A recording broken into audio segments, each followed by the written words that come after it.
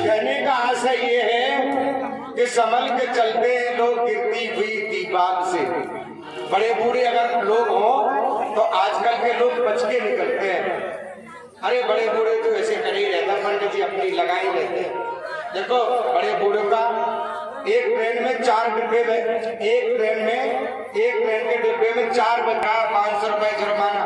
तुम्हारे पास 500 रुपए है कि 500 रुपए 100 रुपए तो पड़े हमारी जेब में। एक ने कहा कि 100 रुपए हमारी जेब में पड़े।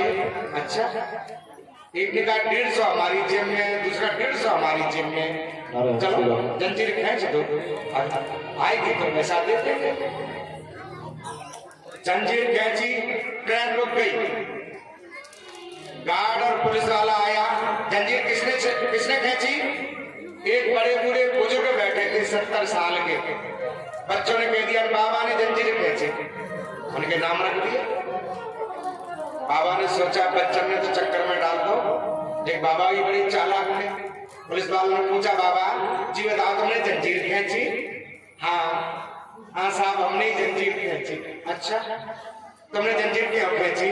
कि जी मत पूछो, मेरे पास 500 रुपए थे, इन बच्चन ने मुंह तो छीन लिए। ना मानो 100 इनकी जेब में, 100 जल्ला की जेब में, 150 इनकी जेब में, 150 उनकी जेब में। पहले बता ही चुके थे, इन्होंने छीन लिया मोहब्बत। पुलिस वालों ने कहा अच्छा पकड़ लिए 4। उन्होंने कहा दिखाओ तो 100 है इनकी जेब में। देखा 100 ही निकले, उनके में 150, उनके 150 जो 4 के 500 हो गए। इसका मतलब बाबा की बात सही है। बाबा को 500 रुपए दे दिए, लो बाबा पकड़ो। पर उन लड़कों की पिटाई करी, ऐसा मार डंडा मार के लाल कर दिए। गुंडागर्दी करते हो ज्यादा, हमें शर्म नहीं आती? तो उतरो नीचे हथकड़ी डाल गई। बाबा को दया आ गई। बड़े बूढ़े वे दरवाजे पे आए, खिड़की पे, अनिल्ला ले 500 रुपया ले ले। तुम पढ़े लिख बहुत गए हो लेकिन अभी गुने ना हो, अभी गुन लो। तो मैं नौजवान बच्चों से ये कहता हूँ, बहुओं से, बड़ी बूढ़ियों के पास एक अपना एक्सपीरियंस होता है। हम लोगों के पास क्या है? एक अपना बड़े बूढ़ों से राय जरूर ले लो। कोई काम करने से पहले, नौजवान बच्चे कोई कार्य करने से पहले अपने माँ से, बाप से, गुरु से राय जरूर ले लो और लेने के पश्चात कोई आगे का कार्य करो। ऐसा नीति कहती है, ऐसे हमारे वेद शास्त्र पुराण कहते हैं, हमारी सनातन संस्कृति कहती है कि कोई हम किसी तरह का कार्य करें तो राय आवश्यक, और राय लेंगे तो आपका वो कार्य सफल हो जाए। इसमें किसी प्रकार की कोई भी समस्या नहीं आएगी। और एक बात हमेशा ध्यान रखें, अपनी लगन, जिस काम में आप जो करते हैं, चाहे खेती का काम, चाहे बिजनेस धंधे, कोई काम आप करते हैं, उसमें आपकी लगन अच्छी होनी चाहिए। आपकी लगन अच्छी है, आपका कार्य बनता रहेगा। और आपकी लगन अच्छी नहीं है तो कोई काम बनेगा नहीं, बिगड़ेगा। ये भौतिक लगन है, सांसारिक लगन है, लेकिन एक लगन भगवान से भी है। उनसे भी कभी लगन लगाई है? बताओ, ईमानदारी से बताना। जैसे खेती से लगन लगाई, बेटा से लगन लगाई, पति से लगन लगाई, है ना, और सबसे लगन लगाई। कभी भगवान से लगन लगाई आप लोगों ने? कभी जिद की भगवान हम हमारी आपसे लगन लगी है? कभी नहीं लगाई है, ये गलत। कभी भगवान से भी लगन लगा दिया, क्योंकि वो देवो वो तो ऐसे ठाकुर जी हैं, वो ऐसे रिश्तेदार हैं जो रिश्तेदार में सर्वश्रेष्ठ रिश्तेदार हैं। तो लगन जरूर लगाओ और मन में ठान लो। ये जैसे किसी काम की आप गृहस्थी में ठान लेती है, माता बहने भाई लोग ठान लेते हैं हम ये पूरा काम करेंगे और ये काम करेंगे, तो उसी तरह से भगवान के बारे में भी अपनी लगन जरूर लगा दो। और ध्यान रखो, जरूर लगन लगाओ। और लगन लगाओगे तो आपके दोनों काम, सब काम बनते रहते हैं। पूजा पाठ भी है, जब पूजा पाठ का मन हो तो अच्छी लगन से अपना पूजा पाठ करिए। मैंने देखा है कि पूजा पाठ में चंचलता नहीं होनी चाहिए। पूजा पाठ में क्या है, कोई दिक्कत नहीं। जो चंचलता है ना मन की, वो मन की चंचलता थोड़ी देर के लिए, ज्यादा देर के लिए नहीं, थोड़ी देर के लिए, बिल्कुल इसकी कदे अटपटी झटपट लगे न कोई, और जो मन की खटपट मिटे तो झटपट दर्शन। थोड़ी देर के लिए पूजा पाठ में अपना मन लगाइए मस्ती के साथ। और सबसे बड़ी बात तो यही है, आप किसी का बुरा मत चाहिए, है ना। बुरा कहने में बुराई नहीं है, लेकिन बुरा के चाहने में ये बहुत बड़ी बुराई है। किसी का बुरा मत चाहो, सबसे यही तो भगवान सबका भला करे, और सबका जब भला होगा उसके साथ साथ में आपका भी भला होगा। अरे आप कहाँ जाओगे, आपका भी भला होगा। और सिर्फ अपने लिए मांगोगे, भगवान मेरा ही भला हो जाए, हम ही खुशी रहे दुनिया में, हमारे बाली बच्चा खुशी रहे, हमारे पास सब कुछ संपत्ति हो, तो ये सोचना गलत है। ये ऐसा कभी जीवन मत सोचना। आप बिल्कुल भजन मत करिए, लेकिन आपकी सोच अगर अच्छी है, आपके विचार अगर अच्छे हैं और आपकी भावनाएं अगर अच्छी है, तो भजन की इतनी जरूरत नहीं पड़ती है। सिया राम मैं सब जग जानू, और करो प्रणाम जोर जग पानू। ज्यादा विस्तार बढ़ाने की जरूरत नहीं, एक अंत में हमें आराम ही लेना है। एक घड़ा वाला घड़ा बेच रहा था, लेटा था, एक गाड़ी आकर के रुकी, बड़े साहब की, भाई घड़ा किसका, कितने का दिया है? उसने कहा साहब 25 रुपए का दिया है, आप 25 रुपए दे दो, आप उठा लो। अरे बड़ा आदमी तू उठ के नहीं बैठता, तू लेटा है, अरे तेरी दुकान तू अच्छी तरह से सतर्क होके बैठ। बनी साहब आप 25 रुपए दे दीजिए, ये घड़ा ले जाइए। बनी बड़ा पागल है, तेरी टूटी फूटी दुकान है, थोड़ा प्रचार प्रसार बढ़ा, इस दुकान को आगे बढ़ा।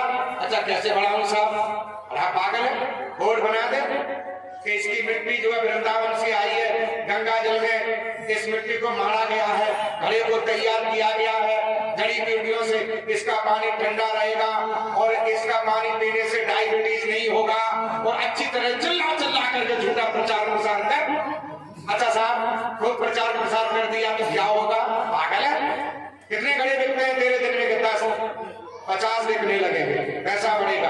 अच्छा पैसा बढ़ेगा तो मैं क्या करूं साहब, बड़ा पागल है। अरे पैसा बढ़े तो ये दुकान बनवा लेना पक्की अपनी। अच्छा और पैसा बढ़े साहब तो क्या करूं, बड़ा पागल है, अपना घर पक्का बनवाना। अच्छा साहब और पैसा बढ़े तो क्या करूं, पागल है, 2 मंजिल 3 मंजिल मकान बनवाना। अच्छा साहब और पैसा बढ़े तब क्या करना, तब क्या करें साहब, एक मेरी तरह गाड़ी ले लेना।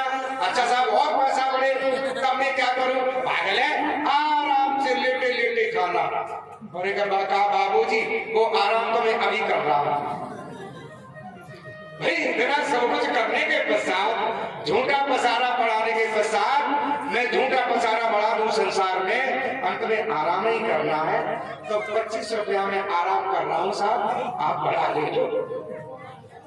तो झूठा पसारा ज्यादा मत पसारो।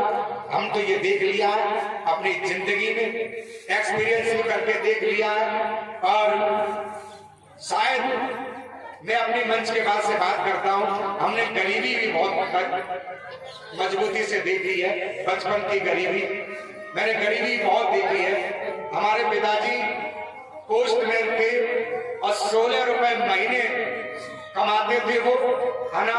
और 40 किलोमीटर जाना, एक बार 40 किलोमीटर आना, 80 किलोमीटर वो डाक लाते थे साइकिल से। परिवार में बहुत गरीबी थी, प्रभु कृपा से पर ऐसा हुआ बच्चे पढ़ लिख गए, अमीरी भी खूब देख ली, लेकिन जो गरीबी में आनंद था वो अब अमीरी में। मुझे बड़ी गरीबी आता, कभी कभी याद आता, मैं अपनी पत्नी से कहता हूँ तुम बाजरा की खिचड़ी बना लेती हो, जब कूट के बनाई जाती है तो खिचड़ी बाजरा की। मैंने हम नहीं जानते, नया तुम्हें तरीका अपना ले तो पता नहीं, कोई बाजरा की खिचड़ी और कौन बाबा को दही आती थी, अरे बहुत बढ़िया बाजरा की खिचड़ी। अब मुझे वो गरीबी के दिन याद आते, क्या भोजन था, बढ़िया भोजन था, है ना। नमक की रोटी बन जाती थी तो क्या बात है, चटनी से बैठ के खा लेते आराम से। तो आज नमक की रोटी कहने से नहीं बनती, चूल्हा ही नहीं जलता है। और कनिक पटाव ने थोड़ा अपने पंडिताने के सीधो कर घसाए गुलगुला सीधो कर ही लियो, चूल्हे में बैठा दो, तब फूकेंगे आगे फूटेंगे, इन्हें के स्वादे पे मतलब जीभ चटकी जा रही है, नमक की रोटी खाएंगे जी, 50 भोग सुनाओ तो नमक की रोटी।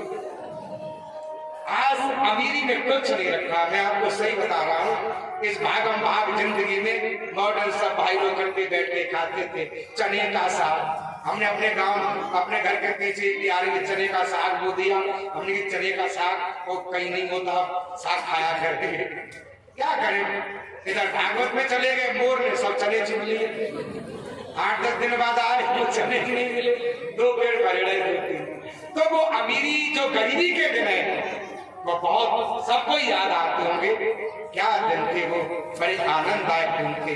वो आज भागम भाग जिंदगी में, इस मोबाइल की जिंदगी में कुछ मत, तो कोई किसी को फुर्सत नहीं। घर में 5 सदस्य हैं, सबका मोबाइल है, मम्मी अलग मोबाइल लेके बैठे सो रहे दिख रही है, लड़का अलग दिख रहे हैं, बच्चे पति अलग दिख रहे हैं, कोई किसी की सुनता नहीं है। लौट करके आइए इस भागम भाग जिंदगी से माताओं बहनों, फिर वापस आना है इसी प्राचीन जिंदगी में, फिर लौट के आना है। बहुत मॉडर्न जमाने में हम लोग जी लिए, हम लौट करके फिर अपनी जगह पे आना है, अपनी वही भारतीय संस्कृति, वही अपनी सभ्यता। और ये ध्यान रखो, मैं सीख देता हूँ भागवत के साथ साथ एक उपदेश भी देता हूँ उन बहु बेटियों को। उन बहु बेटियों का मेरा सत्य उपदेश है कि देखिए आप समाज की कर्णधार हैं। उन बेटियों को मैं बताता हूं, जब आप ससुराल में जाएं और ससुराल में जाने के पश्चात अगर ससुराल में किसी प्रकार का कष्ट है तो अपना दर्द, ससुराल का दर्द अपने माँ बाप से कभी कहना नहीं, आपका भाग्य है। और ध्यान रख लो, जो माँ अपनी लड़की से ज्यादा प्यार करेगी आजकल के जमाने में, बुरा मत मानना, उसकी लड़की को ससुराल में दुखी मिलेगा। आप छोड़ दीजिए, भगवान के सारे आपने, हमको आजकल देखा बहुएं आई आजकल इतने लंबो लेके आती मोबाइल, इतना लंबो, सही बता रहा है, आए के बाद कैसी रो के, अच्छा बेटा तुमने कुछ खा, कुछ नहीं खाया, 3 सब्जी ठूस ले, 100 की पूरी खाई ले, अम्मा को बता रही हमने कुछ खाओ ना, सही बता रहा है। हमने यही देखा है, कहीं फुर्सत न, हर समय मोबाइल, 2 घंटी बजी और रसोईया में से आप सब्जी छुपी डरी है, भाई गई भीतर, अब बात कहाँ करती है, बेटे को नीचे घुस जाए, अलमारी के पीछे दुबक के कल कोई सुन ले, खुद दुखी हो रही मम्मी घर दुखी कर रही। ये कभी आदत न डालना, ये बात आजकल समाज में ज्यादा चल रही है। और हम क्या रोगी है, हमने भी अपने बहुओं को बता दिया है, सही बता रहे मोबाइल पे। और क्या बताना, एक बहू तो हमारी ऐसी हाँ सब बात बनाते पे रोटी सब काम कर लेते, हाँ सब ठीक है,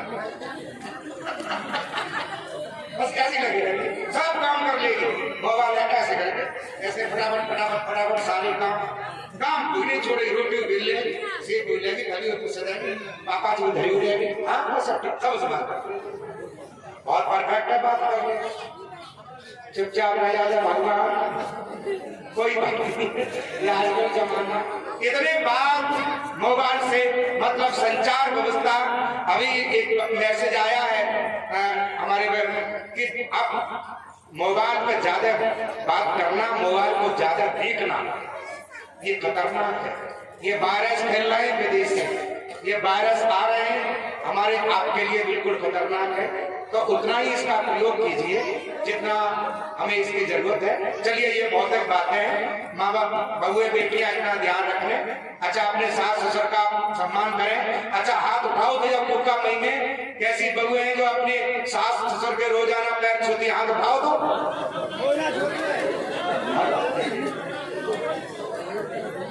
छुपा ही नहीं। अरे पहले कथा कही थी तब तो बहुत लगभग सम्माता बहनों ने हाथ उठाए थे, और आज सन 2023 में कोई नहीं। अरे कुछ होता ही नहीं। अरे राम राम, हाँ यही तो वायरस है मोबाइल को।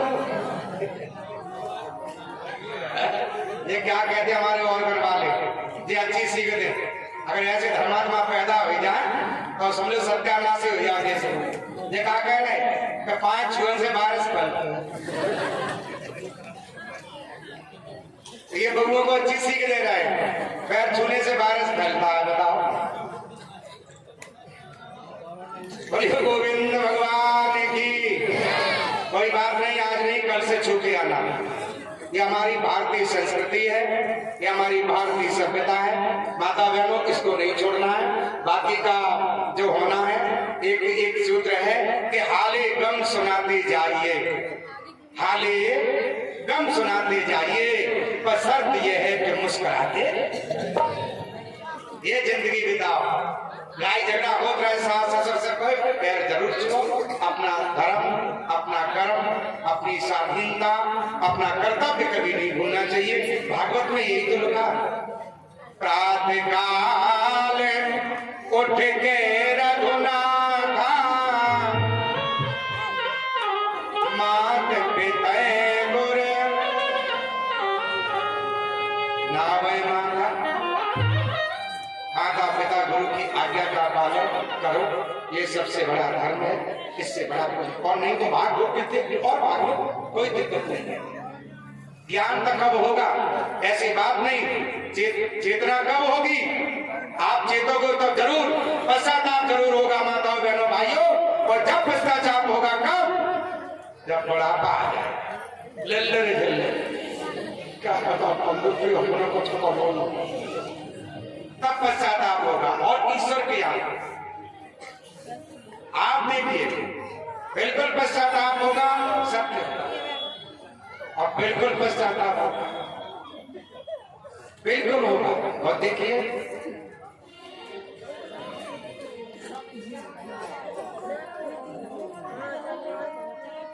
तूने हीरा सुजन मोह गवाया, कुछ न किया दुनिया में आके, निस दिन पाप कमाया। मन मूर्ख तूने हीरा सुजन मोह गवाया, मन मूर्ख तूने हीरा सुजन मोह गवाया, मन मूर्ख तूने हीरा सुजन मोह गवाया।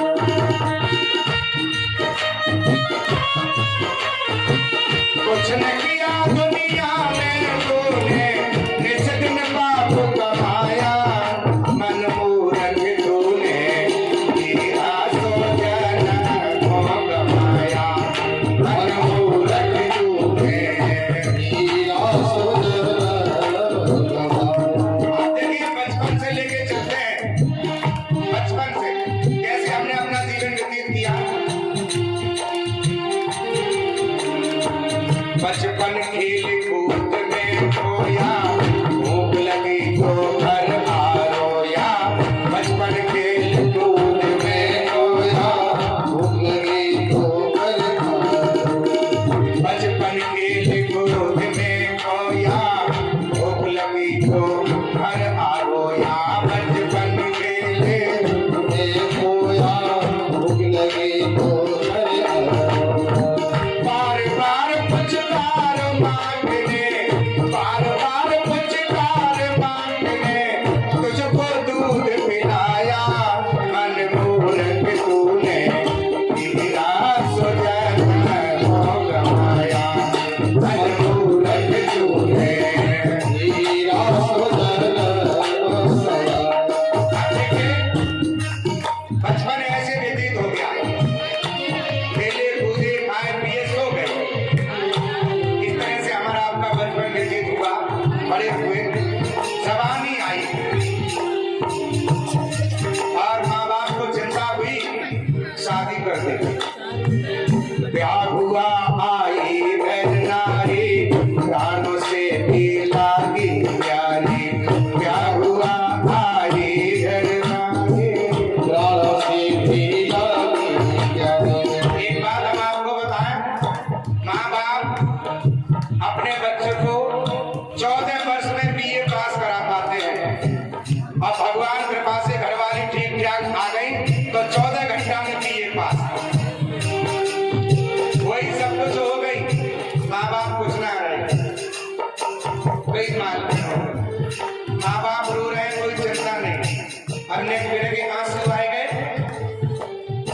घबराहट पैदा हो गई। माँ क्या हुआ आई घर नारी, प्राणों से भी लागी प्यारी। क्या हुआ आई घर नारी, प्राणों से भी लागी प्यारी। माता पिता को भूल गयो तो, माता पिता को भूल गयो तो, प्रिया में भरमाया मन मूरख तेरा सोचना हो गया। मन मूरख तूने तेरा सोचना हो गया।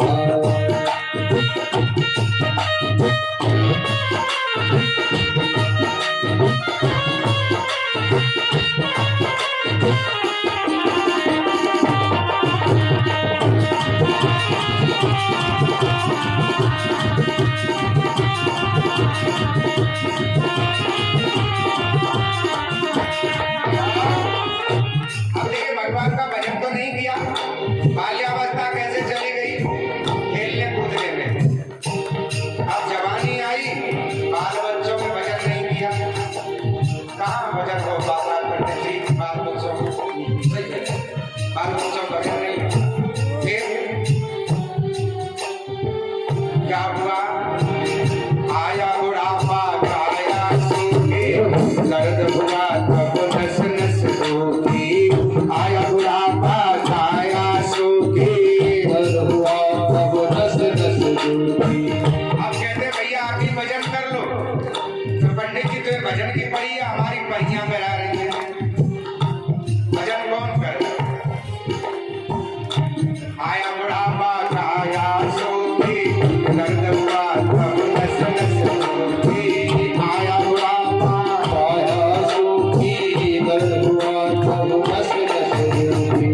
नाती बेटा सभी कहे, नाती बेटा सभी कहे, ये बुढ़ा कहाँ से आया। मन मूरख तूने तेरा सोहजन गवाया। मन मूरख तूने तेरा सोहजन गवाया।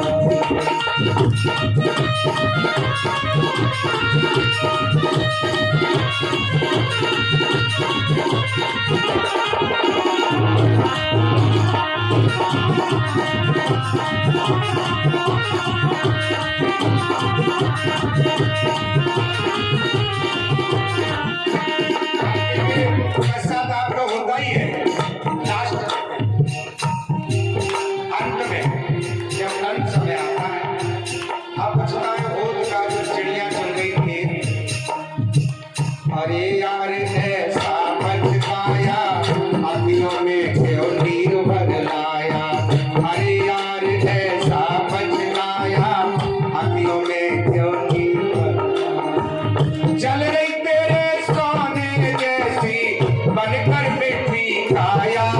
मन मूरख तूने तेरा सुधन हो गवाया। मन मूरख तूने तेरा सुधन। कुछ नहीं किया दुनिया में आके, दुनिया में आके, दुनिया में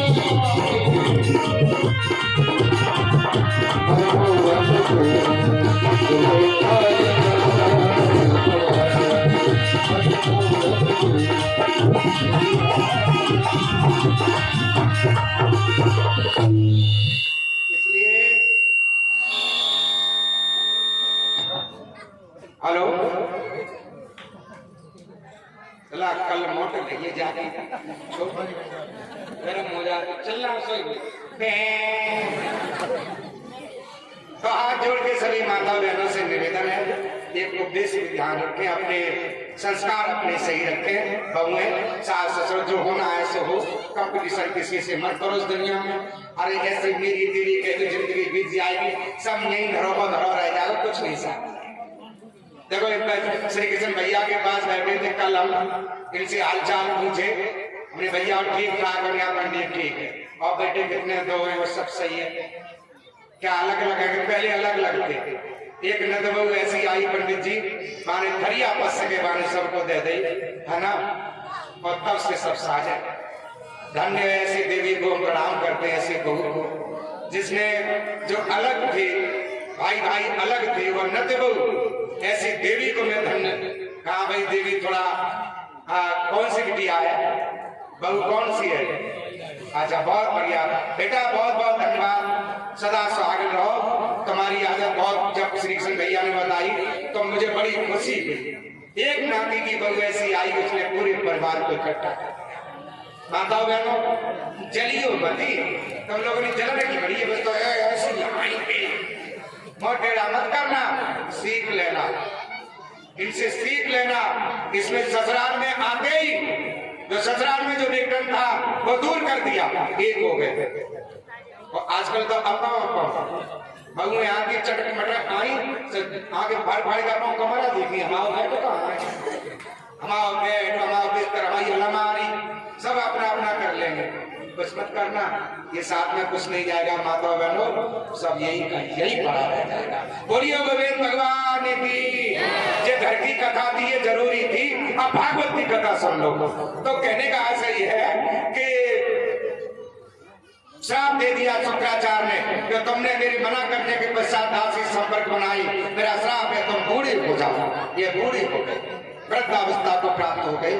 जब वृद्धावस्था को प्राप्त हो गई तो उन्होंने सोचा क्या करें, शुक्राचार्य के पास पहुंचे। बुढ़ापा किसे अच्छा लगता है, और जिसका मन प्रबल हो, जिसका मन प्रबल हो उसको बुढ़ापा किसे अच्छा लगता है। तो शुक्राचार्य के पास हाथ जोड़ के विनती की और कहा गुरुदेव कोई गलती को क्षमा करो, मुझसे गलती हो गई है, अब जो बात आगे अब ये गलती नहीं होगी, आप मुझे भस्म कर दो पर बुढ़ापा मत दो, बुढ़ापा न दो। तो या कोई उपाय बताओ, मेरी जवानी वापस कैसे हो सकती है? तो उपाय ये बताया। हेलो हेलो, चला पंखा नहीं लगाया तुमने, पंखा लगाया। बोलिए गोविंद भगवान की जय। अगर लला ने आज रखेगा, कल भाई व्यवस्था करते थे भेजवा देंगे, तब परेशान जा रहे हैं हमसे। बोलिए गोविंद भगवान की। जार से दूर से मैं चल रहा हूं। कहने का आशय ये है, क्या करें, कहने का आशय ये है, गुरुजी ने कहा कि ऐसा करो, तेरा कोई पुत्र या हितु तुझको अपना यौवन दे दे, तेरा कोई पुत्र या मित्र तुझे अपनी जवानी दे दे, बुढ़ापा ले ले, अदला बदली कर ले। अपने बड़े पुत्र से यदु से कहा, उसने भी मना कर दिया। छोटे पुत्र तुर्वस से कहा, उसने भी मना कर दिया। दोई से कहा, उसने भी मना कर दिया। अनु से कहा, उसने भी मना कर दिया। सबसे छोटे पुत्र से कहा, बेटा एक बात बताएं, मैं बूढ़ा नहीं हूँ, लेकिन ऋषि के श्राप से मैं बूढ़ा हो गया हूँ। तुम ऐसा करो बेटा, कुछ समय के लिए अपनी जवानी मुझे दे दो और मेरा बुढ़ापा दे दो। छोटे पुत्र को ने जवानी दे दी, बुढ़ापा ले लिया। और इन महाराज याद ने भागवत में लिखा है कि हजारों वर्षों तक गृहस्थी में भोग विलास, ऐसे ऐसे राजा को जो अपनी बेटी की जवानी लेकर के गृहस्थी भोगे, लेकिन कहाँ तृप्ति, भोगों में तृप्ति कहाँ है बताओ? भोगों में कहीं शांति है, कहीं शांति। भोग भोगने हम आए थे, हमें भोगने भोग लिया, अब भोगों में तृप्ति कभी नहीं है। जिस भोग के लिए हम लालायित रहते हैं, उस भोग से कभी जी नहीं बढ़ता है।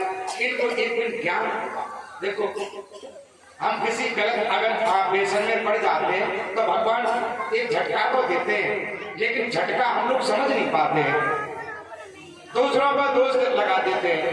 कालय कर्मय ईश्वराय मिथ्या दोष लगा। अब भगवान झटका इसके लिए देते हैं कि तुम सुधरो, तुम अपनी आदत सुधारो, तुम्हारी आदत गलत है, भगवान ने इसलिए झटका लगाया है तुमको, लेकिन वो सुधरते नहीं है। पड़ोसियों पर कहते थे पंडित जी, पड़ोसी नहीं करते। एक दिन क्या थी, एकदा महाराज विचरन् मृगयां वने शांति विदक्षला वस्त्र एको बने कस्य। इस कथा को आप लोग भी सुनना। तो ये शिकार मिलते हुए महाराज यहाँ आए तो एक वृक्ष के नीचे बैठ गए। बको कस्य वहीं झाड़ियों में क्या था, बकरा और बकरी तो बैठे थे। बकरी दोनों का बुढ़ापा था। महाराजा यहाँ पेड़ के नीचे बैठे हुए, झाड़ियों में बैठे दोनों का बुढ़ापा था। बकरी की क्या दुर्दशा थी, नाक से मांस निकल रहा था, आंखों से अंधी हो गई थी, कीड़े परेशान कर रहे थे। यही हालत बकरे की थी, मक्खियां परेशान कर रही थी, बकरा भी अंधा हो चला था। बकरे की गोदी में सर रख के लेटी थी। बकरी कहने लगी बकरे से कि स्वामी ये बताओ, हम तुमको ये बकरा बकरी की योनि क्यों मिली है? आप इस कथा को ध्यान से सुनना। क्यों मिली है? कितने दिनों तक जिंदा और रहना पड़ेगा? पूर्व जन्म में हम लोग कौन थे? बकरा कहने लगा भार्य, तुमने अच्छी बात पूछी है। पूर्व जन्म में मैं एक प्रहस्त नाम का राजा था, प्रहस्त, और तुम विंध्या नाम की मेरी पत्नी थी। हम दोनों में बहुत प्रेम था, इतना प्रेम था भौतिक, जीवन में भजन सत्य नहीं था, भोग सत्य था। जीवन में भजन प्रधान नहीं था, भोग प्रधान था। भोग ही भोगते रहते थे, भोग ही भोगते रहते थे। 5 बेटे थे, 5 बेटे बदमाश हो गए, बच्चों की तरफ ध्यान नहीं दिया, संपत्ति नष्ट हो गई, और भोग प्रधान थे तो भौतिक जीवन रहा। उसी का परिणाम ये निकला भार्य, हमें तुम्हें ये बकरा बकरी की योनि मिली है इस जन्म में। अच्छा ये बताओ स्वामी, अभी तक कितने दिनों तक जिंदा और रहना पड़ेगा? भार्य, अभी तक हम लोगों को इसी अवस्था में 70,000 वर्ष तक जिंदा और रहना पड़ेगा। एकदम महाराजा याद सुन रहे थे उन दोनों की बातों को, वार्तालाप। राजा आपने सुना और समझा, अरे क्या मुझे भी बकरा बनना पड़ेगा? अंदर से ज्ञानेंद्रियां बोली, हाँ महाराज, आपको भी बकरा बनना पड़ेगा। भाई कथा अच्छी क्यों सुनते हैं कि हमारी ज्ञानेंद्रियां हमारी जागृत हो जाए। बकरा बकरी के दृष्टांत से ज्ञानेंद्रियां जागृत हो गई और कहने लगी, हाँ महाराज, आप भी एक ऐसे अभागे पुरुष हो जो अपनी पुत्र की जवानी लेकर के गृहस्थी भोग हो। तुमको भी यही दुर्दशा है, एकदम त्याग कर। तो एक कबीरपंथी गीत है जिसको कबीरपंथी निरंकारी लोग गाते हैं, है ना? वो अंदर ही सब कुछ मानते हैं और वास्तव में अंदर भी है। देखो, ईश्वर साकार भी है, निराकार। साकार की पूजा करने वाले भी है, सगुणय अगुणय नई कछ भेदा। सगुण और निर्गुण में कोई किसी प्रकार का भेद नहीं है। फिर सिर्फ क्या है, भगवान भक्तों के हित के लिए, रक्षा के लिए वो अपना सगुण रूप धारण कर लेते हैं। ये कबीरपंथी भजन है, मुझे बहुत अच्छा लगता है, आप लोग शायद अच्छा लगेगा। यानी ये 5 ज्ञानेंद्रियां, 5 कर्मेंद्रियां इस शरीर के अंदर है, समझना। और जो ज्ञानेंद्रियां हैं वे भौतिक इंद्रियों से कहती है। ज्ञानेंद्रियां अंदर ही अंदर, भौतिक इंद्रियों से कहती है। अरे सखी,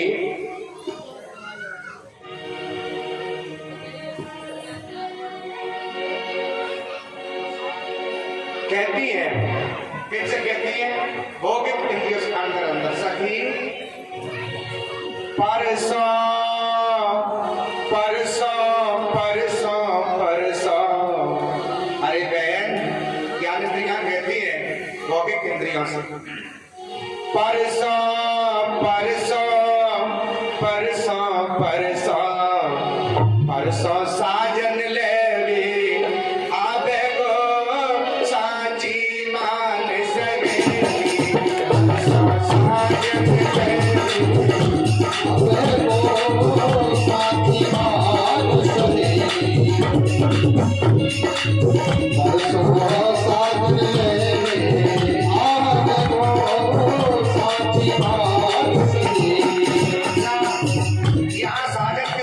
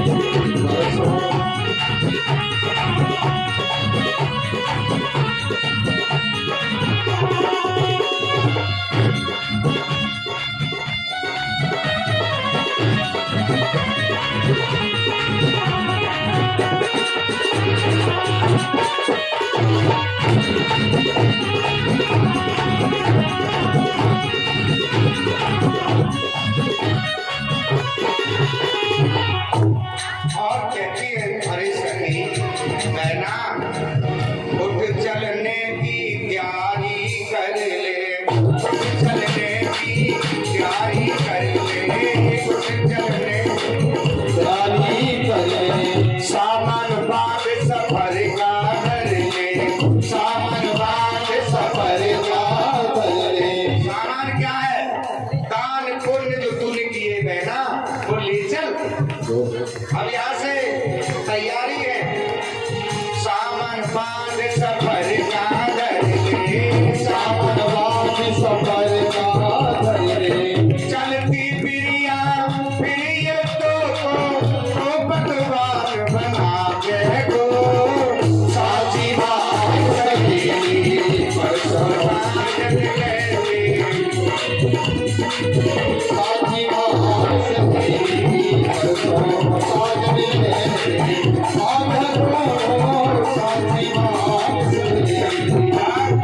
बहुत वादा किए गए ना, टल गई, लेकिन अब की वादा नहीं टले हो, अब की वादा नहीं टले हो। चलनो तो को अवश्य पड़े हो, चलनो तो को अवश्य पड़े हो। ठाड़े ठाड़े तेरो सजना तेरी बिना करावे हो, साची मांग सहेली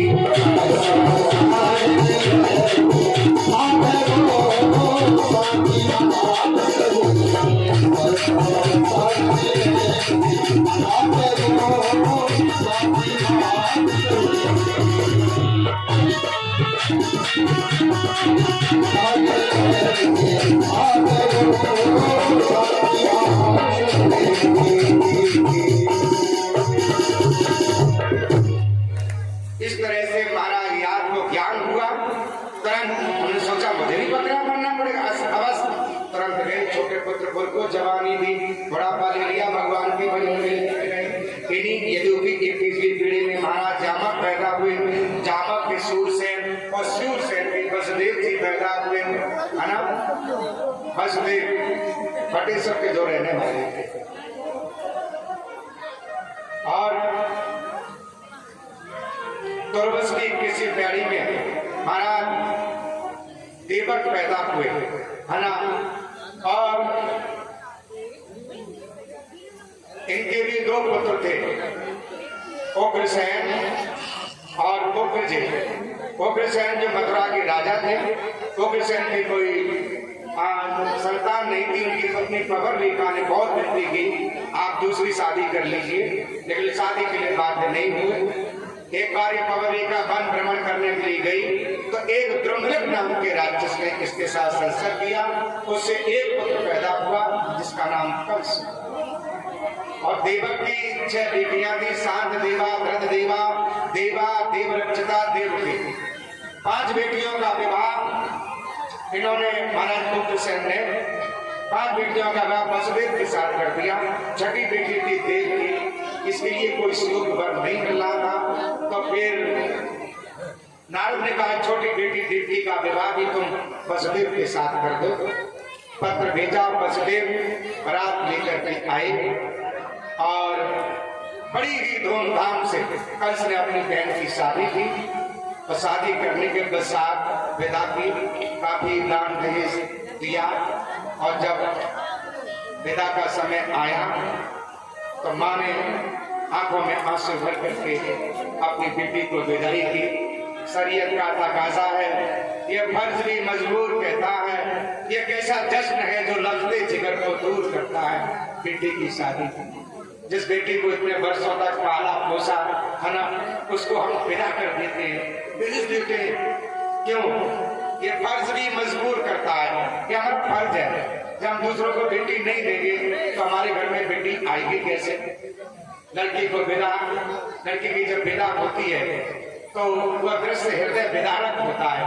कितना भी पत्थर दिल इंसान क्यों हो, उसकी आंखों से आंसू निकलता है। आज मां विदा करती है, बेटिया की मैया करत विदाई, बिटिया हो गई।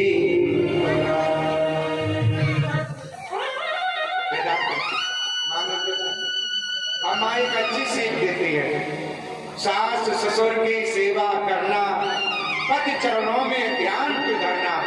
बेटी, सास ससुर पंकज धरो, इधर सीता की माँ भी कहती है। जो आजकल आप लोग सीख देती है ना, ये सीता के माँ ने सीख नहीं दी, ये पार्वती की माँ ने सीख नहीं दी। आदर्श जो नारियां होती हैं, आदर्श जो बहना होती है, अपनी बेटी को यही सीख देती है। बेटी जाओ, चिंता मत, अपने सास ससुर की सेवा करना, पति की सेवा करना। बेटा जैसे भी अपना घर का, अपने घर में स्वर्ग बनाना अच्छी तरह से, ये माँ को सीख देनी चाहिए। और बहुत सी माताएं सीख क्या देती हैं, मैंने देखा है, सुना है कानों से, लो बेटी 2000 रुपया धर ले, बताइए चुपचाप और मोबाइल और देती समय में कोई बात हो लली, तुम इस पर मारती है, तेरे चच्चे भैया क्या बात है कमी, और खूब दान देने में कभी थोड़ी छोड़ी है हमने। हाँ, एक बुलेट गाड़ी दी है 5 लाख रुपया नगद देंगे, ये 200 दिखा देंगे। बुलेट गाड़ी क्या दे दिया, आपके लड़के के हिस्से में जितनी जमीन पड़ती है उतना आपने दे दिया क्या? ये 200 दिखाएंगे, हमने इतना दे दिया, इतना दान दे दिया, और क्या चिंता मत करियो। हाँ, कोई कोई बात को चार कहिए, लेन देन में कभी थोड़ी छोड़ी हमने। ऐसे सीख कभी बेटी को समझाना। आज सास ससुर की सेवा करो, सास ससुर की सेवा करना। कंस ने अपनी बहन देवकी को गोदी में ले लिया, रथ में बैठाने के लिए चल दिया, और देवकी भैया की गर्दन पकड़ के रोती है। भैया, भाई बहन का प्रेम ही कैसा होता है ना?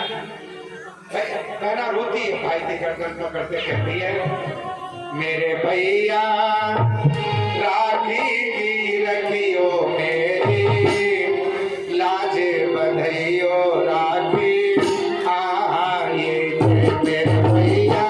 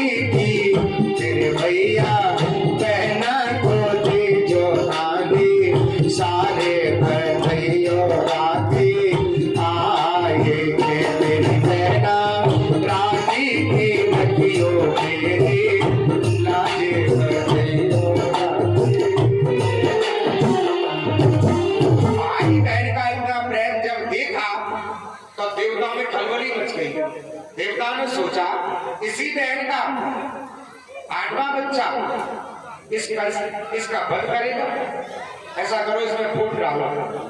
फिर भाई बहन में इतना प्रेम, आकाशवाणी हुई, अरे कंस, जिस बहन को तू बड़े लाड प्यार के साथ रथ में बैठा के लिए जा रहा है, मेरा सन इसी तेरी बहन का 8वां बच्चा तेरा वध करेगा। इतनी बात जब सुनी एकदम बिजली कड़की, सोचा इस मेरी बहन का 8वां बच्चा मुझे मारेगा। कंस ने सोचा न रहेगा बांस और न बजेगी बांसुरी, हम इतना कोई नहीं छोड़ेंगे, इसको जिंदा नहीं छोड़ेंगे। कहने का आशय ये था, तुरंत ही बहन को बाल पकड़ के रस्से नीचे डाल दिया और मारने लगा। कंस ने तलवार मानती हो? क्यों मानते हो? मध्यम प्रमद्धम बालम स्त्रियम जड़म, इनमें कभी हाथ नहीं उठाना चाहिए। शास्त्र कहते हैं मध्यम प्रमद्धम बालम स्त्रियम जड़म प्रपन्नम वृद्धा धीरम। एक शराबी को कभी न मारे, एक पागल को कभी न मारे, बच्चे को कभी न मारे, स्त्री पर कभी हाथ न उठाए, सुतम सोते हुए व्यक्ति को कभी न मारे, और जो युद्ध क्षेत्र से भाग गया हो उसके पीछे से लाठी का वार न करे। ये पांचों का को मारना ये शास्त्र के विरुद्ध है। बच्चे को भी कभी न मारे, बच्चे को जितना भी लोग प्रेम से समझाए, प्रेम से इसको समझाए। स्त्री पर हाथ नहीं उठाना चाहिए, प्रेम से जो बात है स्त्री को समझाए, एक बार, दो बार, तीन बार हाथ नहीं उठाना चाहिए।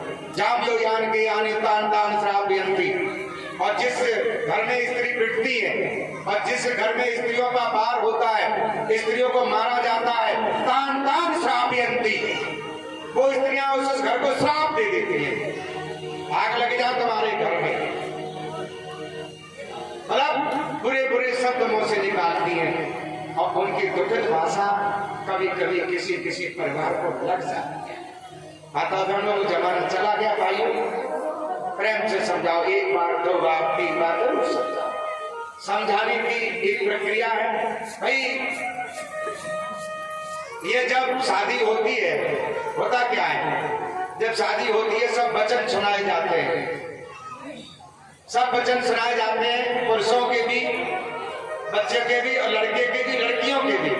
लेकिन होता क्या है, आज शादी तो रही नहीं, अब शादी के नाम पर तो एक कलंक है। मैं आपको बताऊं, शादी के नाम पर कलंक है। हमारी सनातन पद्धति से जो शादियां होती हैं वो तो मिट गई धीरे धीरे, कुछ नहीं रहा। गांव में थोड़ा बहुत दस्तूर रह गया है, और कुछ समझदार लोग भी ऐसे हैं जो शादी की परंपरा को समझते हैं। अब शादी क्या वही चलता रहा, उसके पश्चात वो क्या होता है कि वो दरवाजा के बाद फिर बरमाला चलती है, एक दूसरे बरमाला चलती है, 2-3 बजे तक वीडियो वाले गई, ऐसे हट करो, ऐसे करो, ऐसे करो, ऐसे करो, लड़का लड़कियों को पूछ लेते रहते, ऐसे कर लो, ऐसे कर लो। अब शादी का मुहूर्त है 2 बजे से 5 बजे तक का, पंडित जी पोती पत्रा लाए बैठे होंगे, आ रहे हैं, आप वीडियो बाजी चल रही है, पंडित देख फोटो खिंचा, कोई दिक्कत ना है। बस 4:30-5 बजे करीब वीडियो वाले छोड़ते हैं, पंडित जी अब व्यापार जल्दी करिए। अब पंडित जी जोर आ गया, वीडियो वाले पर जोर नहीं किया कि भामरों का काम है, ये लड़के का बाप भी नहीं सोचता। मैं बहुत कम शादियां पढ़ता ही नहीं, लेकिन पढ़ता हूँ तो मैं बता देता हूँ कि इस तरह से इसकी लगन है तो शादी पढ़ूंगा। 5 बजे लुटे बेटे 2 नंबर कन्या बैठ के आएगी, लड़की अपन गाँव गया था, लड़का अपन गाँव गया था, सही बता रहे हैं। पंडित जी वचन बोलते हैं, वचन कोई सुनता ही नहीं। वचन लिखा है भाइयों, कन्या का जो 7वां वचन है, सखी से भी मम कट भाष्यम कट वाक्यम न बधे।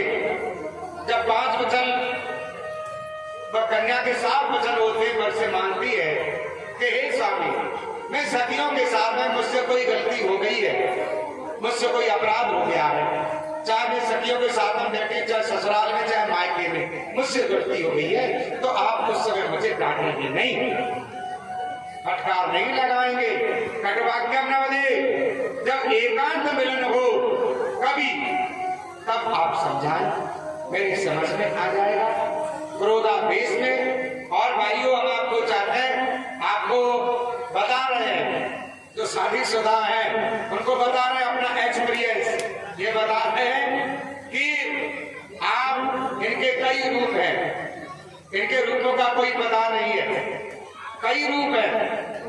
ये सीता भी है, ये सावित्री भी है, ये लक्ष्मी भी है, ये पूतना भी है, ये काली भी है, अब पता नहीं कितने कितने इनके रूप है। और कब इनको क्रोध आ जाए, ये जरूरी नहीं कि आप लोग कोई गलती कर दो तो ये टेंशन में आ जाए, कोई पड़ोस में आके कान फूंक गई तो टेंशन में आ जाएंगे। एचडी बल तुम्हें देख के काम हो गए मोटरसाइकिल ले जा रहे कल को बैठा ऐसे फूकने वाले भी ज्यादा है।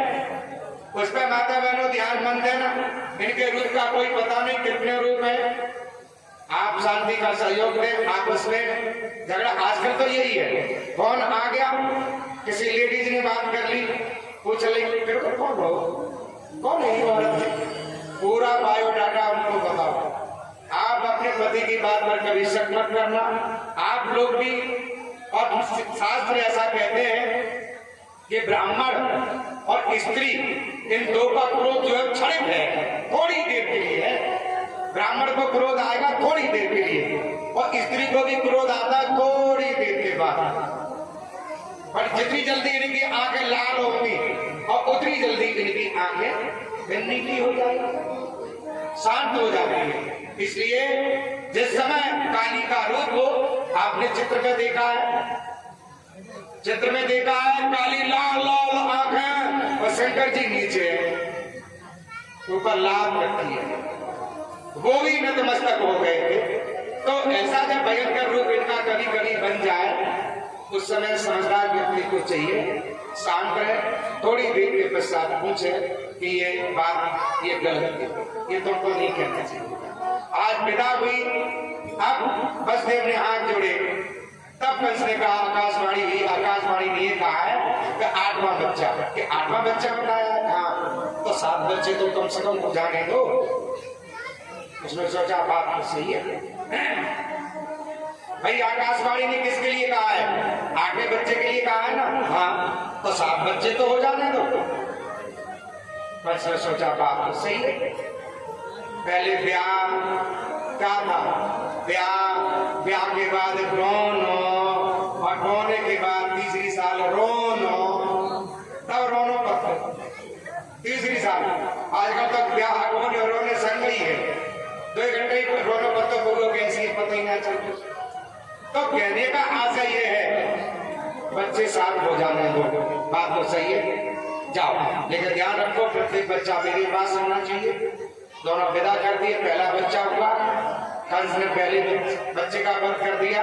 धीरे धीरे सने 6 बच्चे मार दिए, और 7वां बच्चा गर्भ खाली करा के रोड़ी के कर गए। और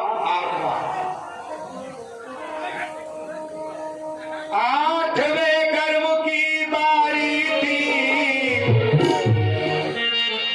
कंस के यहाँ तैयारी थी, और राजा था पहरेदारी पे, जेल में बैगन बेचारी।